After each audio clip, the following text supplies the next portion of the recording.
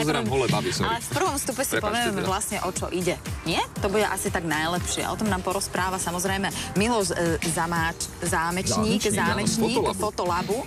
A mňa celkom zaujíma, ako taká fotokniha vyzerá, pretože ja som bola vždy zvyknutá na knihy, ktoré boli nejaké také albumy, kde sa mi v podstate tie fotografie aj odtrhávali, ale toto je úplne niečo iné a ja si vlastne takúto knihu môžem urobiť aj sama. Dobré ránko prajem, takže máte absolútnu pravdu. Je to v podstate náhrada klasického fotoalbumu, vaše fotky ako práva kniha. Jej, ale úplne perfektné. No počkaj, toto. Ja som spokojný.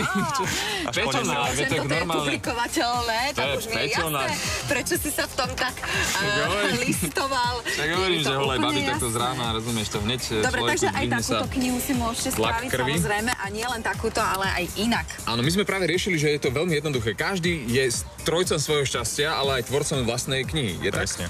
Jediný limit je kreativita zákazníka. To znamená, že ja si niečo nafotím, to už je teda na mne, samozrejme. Potom čo?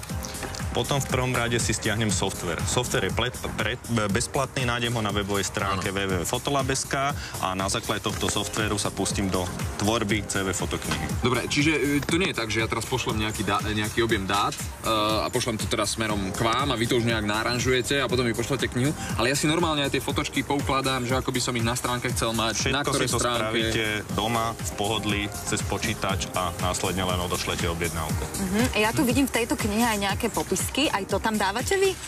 Texty nie. Takisto texty si môže urobiť zákazník, dokonca pozadia, rôzne pasparty, rámiky, dokonca sa môžete cez rôzne webové aplikácie uploadovať na publikované obrázky, ktoré si následne môžete stiahnuť, keď nemáte dostatok vašich a použiť vo vlastnej CV fotoknihe. Toto je ale práca naozaj pre takých 20-ročných. Teraz si predstavte, že okolo 40-50 ročný človek si chce spraviť takúto krásnu knihu a nevie sa, ako ste to povedali, uploadnúť a neviem tieto všetky záležitosti. Tak je to jednoduché? To mi vysvetlíte, lebo je to absolútne jednoduché. Viete, niektorí nie sú takí zdatní. Viete, to 21. storočie prinieslo samozrejme rôzne vymoženosti, ale ľudia, ktorí sú skôr narodení, tak... Nie, opakujem, je to skutočne veľmi jednoduché. Ten software je priateľský k spotrebiteľovi a dokonca je tam asistent, ktorý vám pomôže tú CV fotoknihu vytvoriť. Dokonca za 3 minúty vám ju vytvorí, keď chcete.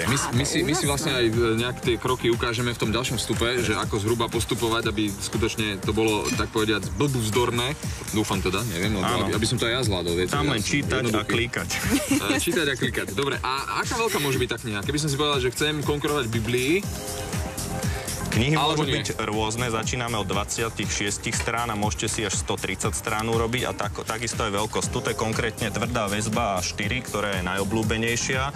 Takisto sú mäkké väzby, fotozošity, plátená väzba, koženková. Môžete ísť do takýchto XL formátov 30x30 a dokonca aj na 30x42 XXL verzia v koženej väzbe. To keby sme svoje fotky chceli veľmi vo veľkom vidieť, že nejaký narcizmus u nás prevláda. A teraz ja som taký ten spotrebiteľ, áno? Takže je to drahé?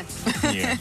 Nie je to drahé, hej? Absolútne nie. Keď to porovnáme, že si dáte urobiť klasické fotografie, musíte si kúpiť fotoalbum, tak je to porovnateľné. A ďalšia výhoda je to, že ten fotoalbum nemusíte následne ten istý, ktorý vám pasuje do série, kúpiť, kdežto tu máte každú jednu CV fotoknihu originál. Každý jeden kus. A keď sa mi náhodou s touto knihou niečo stane, tak potom vy to máte niekde uložené a môžem vám zavolať, že viete čo, požičal som knihu a nikto mi ju nevrátil, lebo to sa stáva. Celá masná mi došla.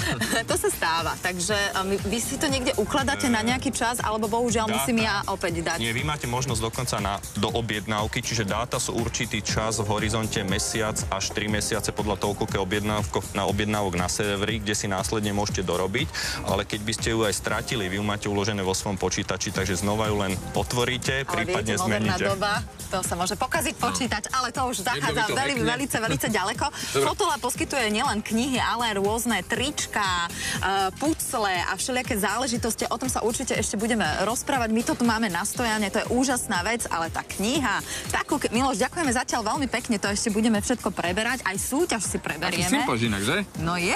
S tými knižkami, ja